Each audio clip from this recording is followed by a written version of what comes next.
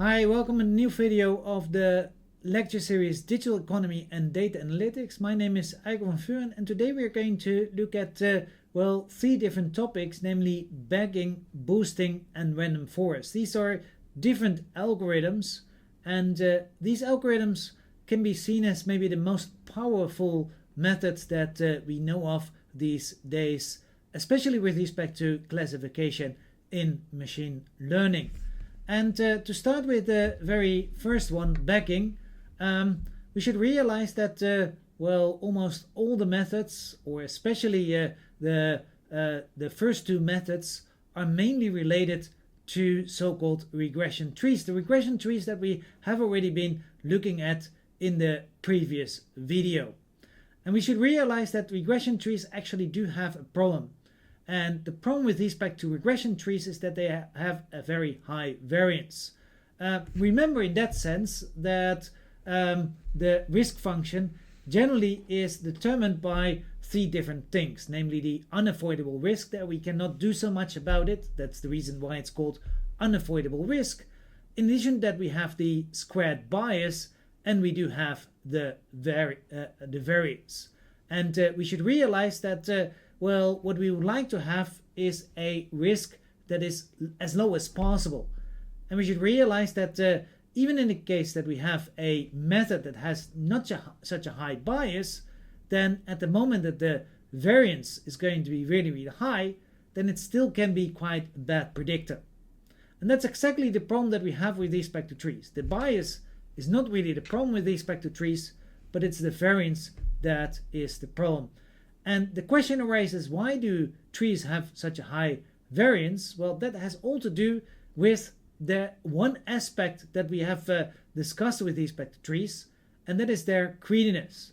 A particular split high up in the tree has a large impact on the rest of the tree. Greediness is a very general, topic in machine learning. That is to say that greediness generally means that what we are going to do is that we're going to try to get, the remaining risk that we have as small as possible based on one particular step, thereby not looking that much further at additional steps. And that's exactly what we have at the moment that we're going to think of regression trees, because of the fact that we do splits only based on reducing the remaining risk as much as possible in that particular split that we're going to do. We're not going to ask ourselves the question, how could that in fact have an impact on later splits? And we should realize that this is especially problematic if a particular split was only decided on one or a few observations. And the reason behind that is because of the fact that if it's only based on, one particular observation or a couple of observations, then it means, of course, that if these observations change, then the whole tree may change and the predictions become radically different. And we do, of course, know already for a long period of time with respect to econometrics that the fewer the more our predictors, or maybe better to say our estimators, are going to change based on a couple of different observations, the higher in the end is going to be our variance.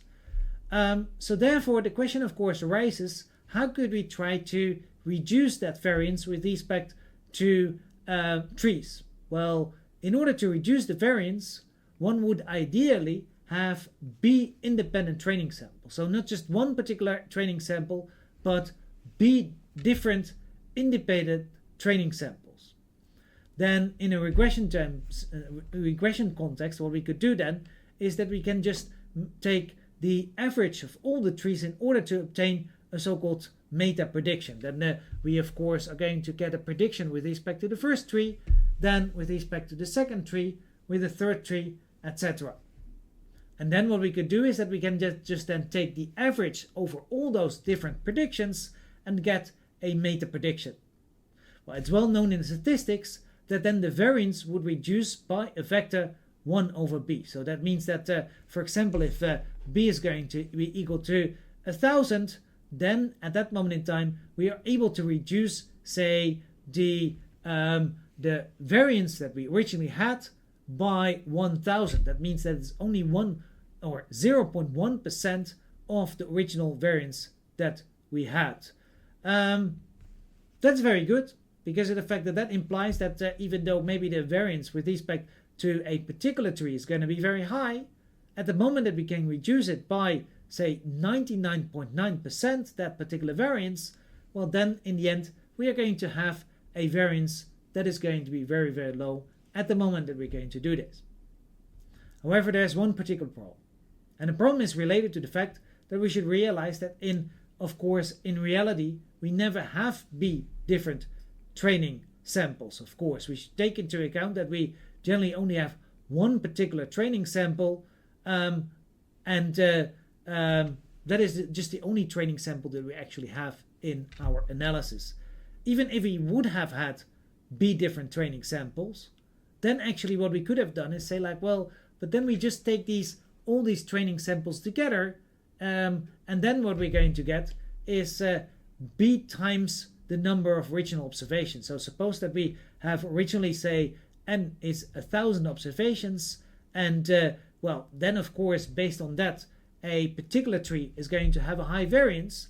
But what we could actually do is to simply, well, take all the B training samples together, if we have 1,000 different training samples, and then we get 1,000 times 1,000 observations, and that will give us 1,000,000 observations. That will already reduce actually the variance by exactly the same amount, namely by 99.9%.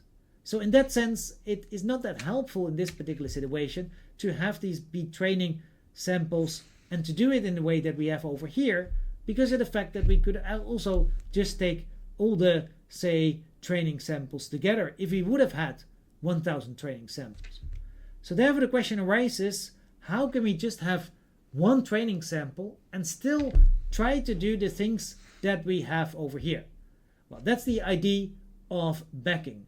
In backing, what we're going to do is that instead of, say, having really B independent training samples, what we're going to try to get is so-called surrogate additional training samples. And backing does that by getting these training samples by doing bootstrap resampling from the original training sample. That is, what we do is that we're going to sample from the original training sample T with replacement. You do, of course, know that bootstrapping means that we do actually sample with replacement in order to get a new training sample T star B that we have over here for, say, the Bth bootstrap that we are going to get. And then what we can do is exactly the same idea as what we have seen before. Then we can construct this large B that we have over here of, say, bootstrap samples. So for example, B, this large B is going to be equal to 1,000. And then what we're going to do is that we're going to take the average over, say, all the different predictors that we just have made. So that implies that this G that we have over here is going to be is a predictor based on a particular tree, and we simply are going to take the average over here in order to get, say, a super predictor in exactly the same with respect to exactly the same ID that we had in the, say, in the slide that we had or what we have described on the previous slide. So that is one thing that we could actually do. Well, so far we have only been looking at regression analysis. We could actually also do this with respect to classification, but then it doesn't make that much sense, of course, to take the average, because of the fact that we never can take the, say, average over, say, predictions of a classification problem. But then what we could do is that we could just use a committee vote or plurality vote. That is to say that we're going to, well, use that particular class that is going to be predicted the most among all these, say, different predictions that we're going to make, based, of course, on these B, for example, 1,000 different bootstrap samples. So that is one thing that we could do. However, we should take into account that there's one problem with respect to this. And that is that we should realize that at the moment that we're going to do bootstrapping, then the samples, they are not independent from each other, because of the fact that one thing that I actually said over here is that we need independent training samples, or at least I have assumed that we have independent training samples. But that's not true at the moment that we're going to do bootstrapping, and the reason behind that is very simple. We should take into account that actually we are sampling all the time from exactly the same training sample. That means, of course, that at the moment that we have, say, this training sample over here, and we're going to have the very first bootstrapped training sample over here, well, that actually is going to be very likely to have the same observations as, for example, the second bootstrap sample. At least some of the observations, they are going to be exactly identical, because of the fact that suppose that the, say, very first observation is in the first bootstrap sample, well, that can actually also rise in the second bootstrap sample. And that implies that there is actually correlation between the bootstrap samples, which means that, well, these bootstrap samples that we have over here, they're not going to be independent as we have assumed over here. And take into account that that, of course, implies that the reduction with respect to the variance is going to be less. That's a thing that you have to take into account, is that this factor 1 over b that we had with respect to the reduction of the variance was based on independence. But because of the fact that there is actually dependence, there is positive correlation, we should realize that this reduction is most likely to be less. And the question, of course, arises, by how much less? Well, then we cannot say at this moment in time. That actually depends on the actual trees. If all the trees are then almost identical based on, say, the different bootstrap samples that we're going to have, then at that moment in time the reduction will generally be slim. That makes sense, of course, because of the fact that if I'm going to have, based on the previous slide, if all the different, say, predictions that I'm going to make based on different bootstrap samples are almost identical to each other, well, then I'm not going to make that much of a different prediction over here than I would actually have made based on the whole training sample itself. So that implies that at that moment in time, the reduction that we are going to have with respect to backing is going to be quite small. Take into account, by the way, that that might, of course, be a bad thing. And that it could be a good thing in that sense as well, by saying that, well, maybe the original tree that we already had not such a high variance in the first place. But at least we're going to see that backing here, trying to reduce the variance by doing bootstrap sampling, is not going to be so powerful at the moment that, say, almost all the trees are going to be more or less the same. Well, take into account that backing can be used for any other method with a high variance. It's not really necessary to do this with respect to trees. Nowhere in this definition that we have over here, we actually needed the assumption that we're going to look at trees. So any kind of method that has a relatively high variance, like for example k nearest neighbors, well, could actually improve by using backing. I would like now to go on with the second algorithm of today, and that is random forest. And we should realize that random forest actually try to improve with respect to backing. Even you could say that backing is actually nothing else as a special case of random forest. And in order to introduce the discussion with respect to random forest, we have just seen that one of the problems with respect to backing is that the correlation between the bootstrap trees can be very high, and we have also seen that that implies that the benefits that we're going to have with respect to backing might not be so large. So therefore the question arises, well, how can we actually improve? Well, take there into account that this problem that we have with respect to backing is especially the case in the situation that there is a so-called very strong predictor. That is one particular feature that is always split in the root node. In that sense, it might be good to go back to some of the examples that we have seen before. Think, for example, about house prices. If we would like to predict house prices, then you should take into account that what is very important with respect to house prices, well, that is at least at the moment that we're going to look at the house price itself, not the house price per square meter, well, that's of course the size of the house. That is a very important thing to, well, determine whether a house is going to be expensive or not so expensive. So therefore we could expect that at the moment that we are going to, well, do a first split with respect to house price data, that generally that will in fact be the size of the house. So therefore, at the moment that we are going to say do backing as we have done over here, then most likely for all the different bootstrap trees, the first split that we're going to make is with respect to the size of the house, and generally it will be somewhere in the middle, of course. Well, we should realize that that's also true at the moment that we are going to look at many other aspects. For example, at the moment that we would like to predict, for example, the wages of individuals, well, wages of individuals are especially determined by their level of education, whether they have university education or not. So therefore, at the moment that we're going to do predictions and we're going to do backing with respect to trying to predict the wages of individuals, then usually the first split might be the split that is going to be between whether somebody has university or no university education.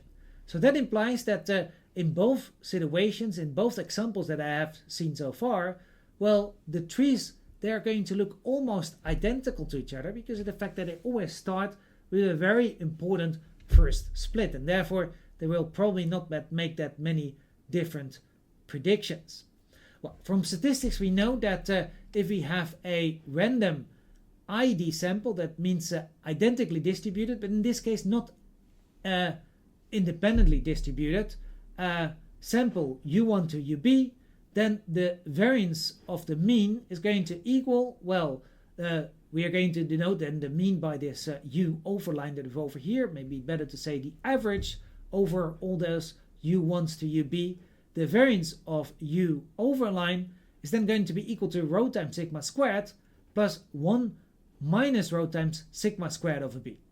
Well, at the moment that we are going to see that well, I have to say a little bit more, of course, because of the fact that we do already know what, of course, this B is, but we do not know yet what rho and sigma squared are. Rho is here the correlation coefficient, and sigma squared is going to be the variance of U1, but that's of course also the, say, variance of all these others that we have over here because of the fact that we have this ID sample over here. What we see from this formula that we have over here is that if rho is relatively small, well, then it is the case that at the moment that we increase B, then indeed, say, the variance is going to decrease quite a lot. And that's of course quite nice. More in particular at the moment that rho is equal to 0, well then of course this part over here is going to drop out, and we're going to see that by increasing B, we will actually have quite a large decrease with respect to the variance of this average that we have over here. However, if rho is going to be very large, maybe even very close to 1, well then at that moment in time, this part over here is not that important. So then at that moment in time, if I increase B, well actually the variance of U overline will not decrease that much because of the fact that we will still always have this relatively large part that we have over here. Well, we should realize that this is actually related to the problem of backing because of the fact that at the moment that we have, say, a situation in which the correlation between the predictions that we make with respect to backing is going to be quite high, then we can see in a sense these U's as the predictions of a particular, say, backed tree. So therefore, in that particular situation, if the correlation is going to be high, well then at that moment in time, we're going to see that taking the average, as we have done over here, is not going to reduce by much the variance that we have over here with respect to the back tree. So that's essentially something that we have to take into account. The higher the correlation is going to be between those trees, the, say, lower is going to be the benefit of backing because of the fact that then this part is relatively large compared to that part that we have over there. But the question of course arises, well, how could we do something about the high correlation? Well, we do already know why we could actually have a high correlation, and that's because of the fact that there might be something like a very strong predictor, a predictor that always is going to be split in the root node, having a very big impact in the end on the, say, final prediction. So therefore the question arises, what could we do in order to, say, reduce the correlation? Well, what we could do is that we could sometimes remove those features from the tree building, these very important features from the tree building, and then this of course is also going to reduce the correlation between the trees. That implies that we sometimes are going to use, say, the strong features, the strong predictors that we've over here. Of course we should do that generally because of the fact that it would be stupid not to take these predictors into account, but sometimes we're not going to do it. And it is for the only reason, not because of the fact that we think that that will actually give us the best trees, but at least it will reduce, in fact, say, the correlation that we have with respect to the trees. Generally, of course, the back trees that we're going to get will by themselves, the single trees that we have here, over here, will themselves have a higher variance because of the fact that we do not always use the best predictors, but the correlation between the, say, back trees will reduce, and that will actually maybe reduce this one that we have over here by more than the increase that we are going to have with respect to the variance of the single trees. And that's the whole idea behind random forest. So the idea behind random forest is that we are simply going to do bagging, but with the number of features used in building a tree B to be equal to M, where M is of course going to be smaller than P, the number of features that we have in total. Well, this implies that we do not only sample the observations in the training sample, but also the features, in this case of course without replacement, because of the fact that it doesn't make that much sense of course to, well, have twice the same feature in building one particular tree, because of the fact that why would you want to have twice the same feature?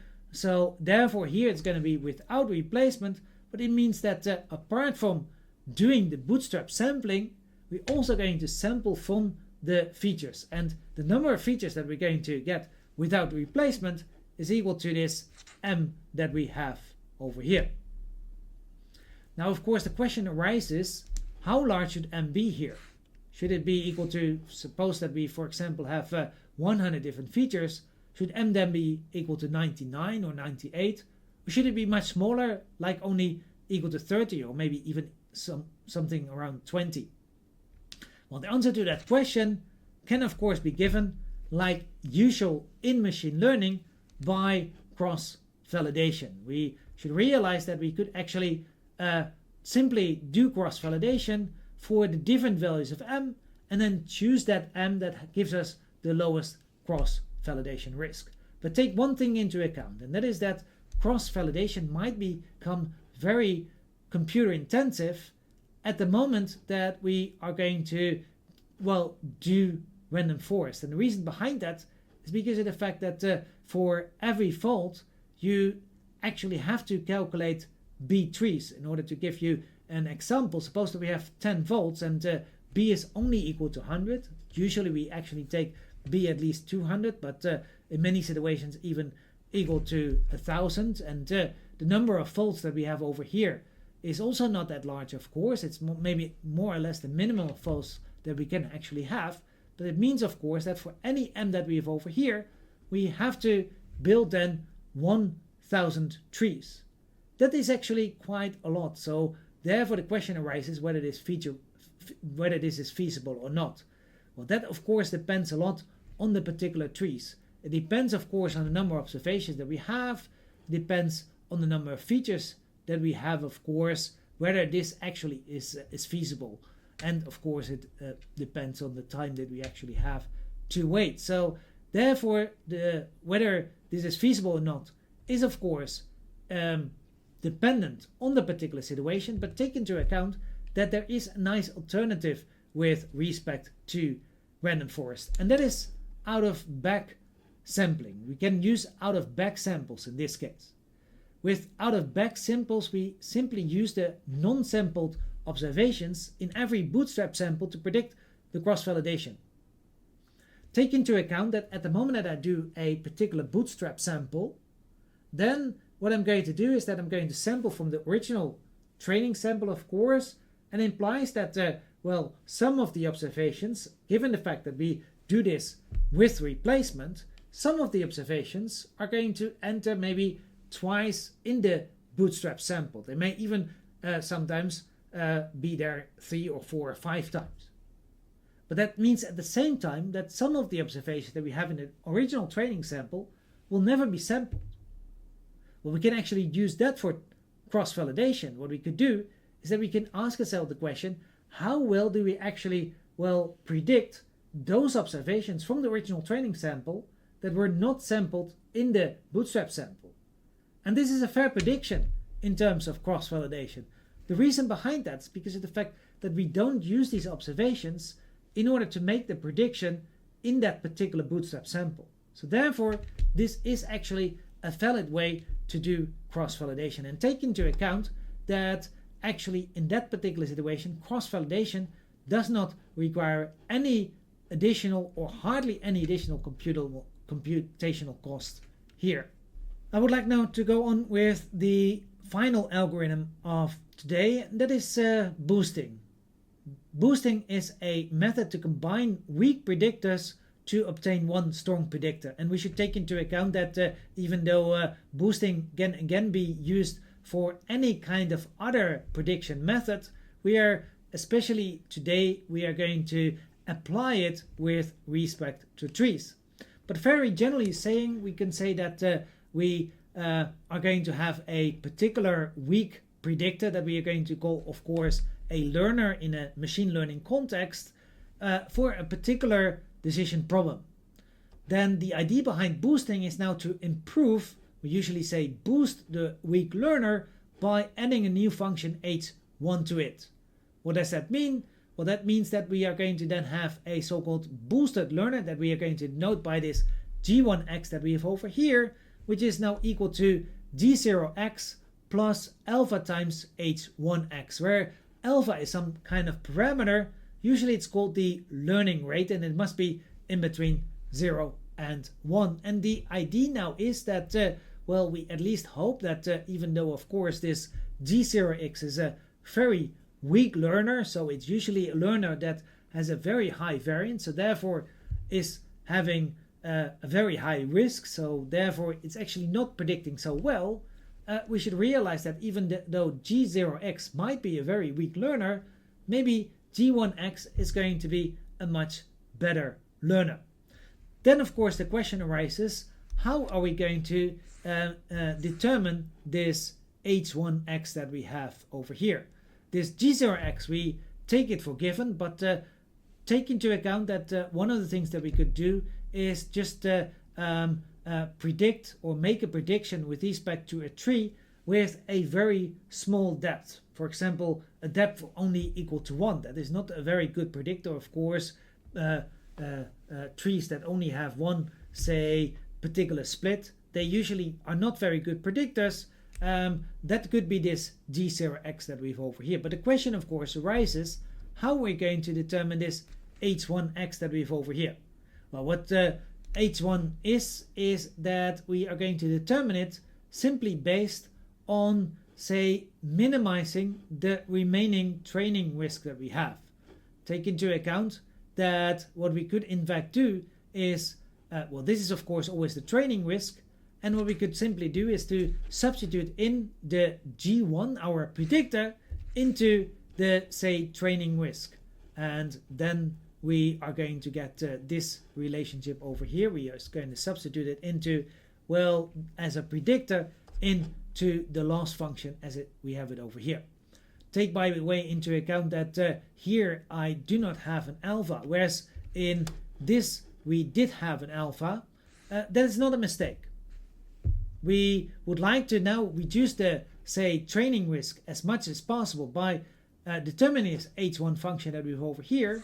But in practice, we usually find out that at the moment that we are going to then use our prediction in exactly the same way as what we have over here, so gxi plus hxi, assuming that this alpha that we have over here is equal to 1, then usually the boosting process goes a little bit too fast and will generally not give us very good results. And therefore what we usually do is that we are going to, in the end, well, in a very ad hoc way, we are going to reduce the boosting process a little bit by setting this alpha parameter ad hocly equal to a value in between 0 and 1. But at this stage, what we would like to do is to find h1 that is going to minimize this remaining training risk, based of course already on the original prediction that we have and this thing that we have over here. Well, then the question of course arises, what is this thing? How are we going to predict that? Well, again, we can do that based on a very, say, well, in a sense, on a very weak learner. For example, we can again think of a tree of a very low depth. So we're going to do this on a very limited amount of functions, a very limited amount of potential predictors. Well, then what we are going to get is, of course, a better predictor, or at least we hope that we get a better predictor, this g1x that we have over here, by essentially combining the, I would say, two trees, g0, x and h1x that we have over here. Well, we should realize that this generally will work. We generally might actually get a better predictor g1x that we have over here. But of course, what we could do is that we could do another boosting step. What we could do is that we could say like, well, hey, given the fact that g1x could still be not such a great learner, what we could do is that we could now boost, of course, not g0, but g1. That, of course, we can do as well. So what we could do is that we could simply say like, well, we are going to introduce a new boost function, g2x, and that is simply equal to g1x plus alpha times h2x. Well, that will give us, if we then are going to substitute in g1x, of course, then what we're going to get is g0x plus alpha h1x plus alpha h2x. Well, we do already know something about this h1x because of the fact that we have already determined over here. Question, of course, arises, what about h2x? Well, we can do that in exactly the same way as what we had done before, by simply minimizing the remaining training loss based, of course, already on this g1x function that we already had from the previous steps. More general, what we can do is that we can do, of course, b different boosts, where b now is going to be a very large number, for example, 1,000, and then, of course, the final, say, prediction that we're going to make is gbx. That's, of course, equal to gb minus 1x plus alpha times hbx, and that, of course, is nothing else as if we are going to, well, all the time substitute in the, say, previous function. So what I can do first of all is substitute in gb minus 1x, which is of course equal to gb minus 2x plus h or alpha hb minus 1x. If I'm going to do that, well, all the time and repetitively, then in the end I will find out that this gbx is actually nothing else as g0x plus alpha times this sum of the hbx's that we have over here, where every hb is going to be calculated in the following way. We're simply going to minimize the remaining training loss, and that is based on, well, the loss in yi and gb minus 1xi plus this hxi that we have over here. And again, we can do that based on actually quite simple predictors. Even though we can do boosting both with respect to classification as well as with respect to regression, it's much easier to understand the idea behind boosting at the moment that we think about regression. In a regression context, we do already know for a very long period of time that then at that moment in time we are going to use the so-called squared error loss, which gives us a loss function. Well, remember that we have two arguments in the loss function. Y, that is the realization of the thing that we wanted to predict, and y hat, that is our prediction, and it's always equal to y minus y hat squared. So therefore what we can do is that we can look at this hp function that we have over here, but now we can use our loss function, which means of course that we are going to get this function now over here, substituting in the squared loss function. If we then are going to define EIB as being yi minus gb minus 1 xi, this is actually nothing else. This has a nice interpretation because of the fact that this is actually nothing else as the residuals that we have, the errors that we actually made in the previous boosting step. Then what we're going to get is this relationship that we have over here.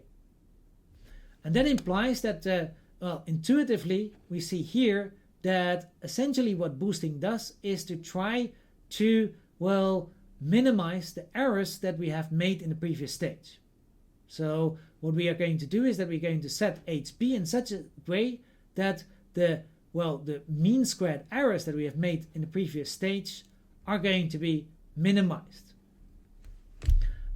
So this is quite intuitive. Boosting simply tries to minimize the error made up to the previous stage by introducing a function h, which is added to the predictor so far. An example, and that is that we are going to look another time at the example that we have already seen a couple of times before with respect to regression.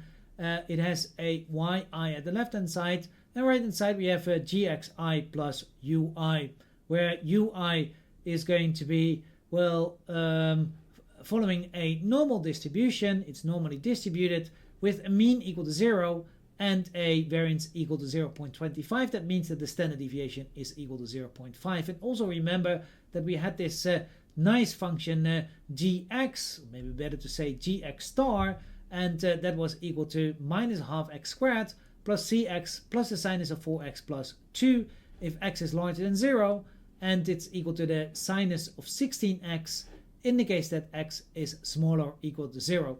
Remember that the best performer so far was ridge regression, which had a test risk equal to 0.44. But when we do a simple regression tree without backing, then we can actually already do much better than that, because of the fact that then we can also already have an optimal, then we actually find out that the optimal maximum depth is equal to 6, and the test risk at that moment in time is equal to 0.4120.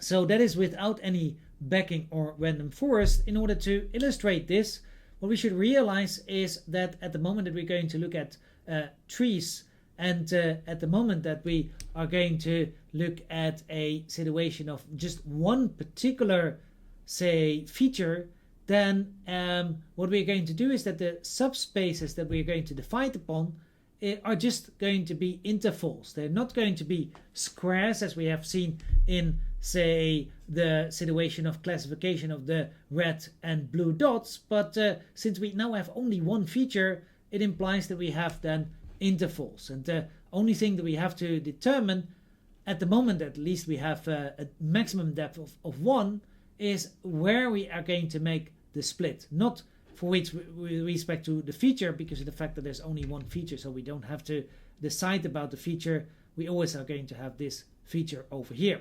But we see that the first split is actually made here around 0, a little higher than 0 actually, and that implies that our predictor is going to be equal to this thing over here. That's not such a strong predictor yet, but at the moment that we're going to improve with respect to the depth, then we are going to see that we can actually get a higher or a better situation. At the moment we're going to have a depth of 2, then we are going to see that the first, the original subspace that we had over here is going to be, subdivided in 2 different subspaces. One here at, I would say, a little less than 0, and one that we already had. And then the other subspace, which was originally this subspace that we have over here, it is going to be divided in this area over here and that interval over there. And then we can also look at the maximum depth of 3. Then we get this predictor that we have over here. 4 is going to give us this predictor. 5, this one that we have over here. and sixth one is going to give me this predictor that we have over here. Well, we do actually do, well, more or less a fine job, but take into account that well, we also already are going to get this little bit of well, ad hoc increases over here. So probably going on to 7, 8, etc. will not give you any better predictions, as we in fact also see with respect to the well, the optimal depth of 6 that we have over here. Well, what we can do is, of course, then think about backing. At the moment that we're going to do backing, then the optimal tree depth is actually a little bit lower. It's equal to 5. Again, that's of course based on cross-validation. Take into account that in this particular situation, random forest cannot be done because of the fact that we only have one feature, so we cannot sample from just one feature. So then at the moment that we're going to look at backing, then actually we're going to get this picture that we have over here. We do see that we have well, generally a little closer actually to the predicted area, and here also we do predict actually quite well this this high frequency sinus that we have over here. Now let's go on to boosting. For boosting, we are going to use a maximum depth of 1. So with respect to the